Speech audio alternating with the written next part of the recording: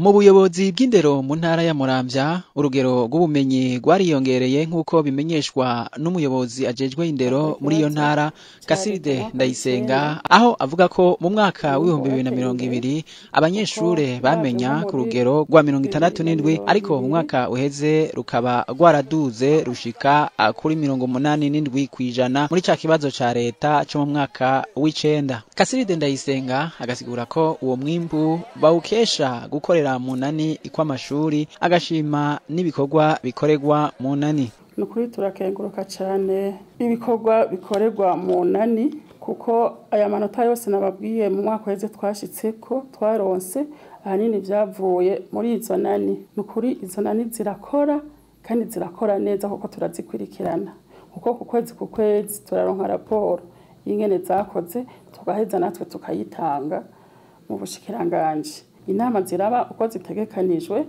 hanyuma rero bakaza barigishanya, umwe arose ubumenyi akaza akabusangiza abandi. Naho ibintu vyifashe gutyo mu bijanye n'umwimbu, uwo arongoye igisata c'indero mu ntara ya Muramvya ararajwe inshinga n'ibitigiri vyinshi vy'abanyeshure baheba amashure. Kuri ibitigiri vy'abana baheba amashure ni vyinshi cane. Muri uwo mwaka uheze hahevye abashika 6,000, bagenda baraduga uko mwaka uhera.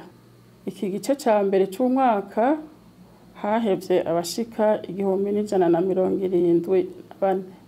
Nukuri abana baraheba ku bwishi.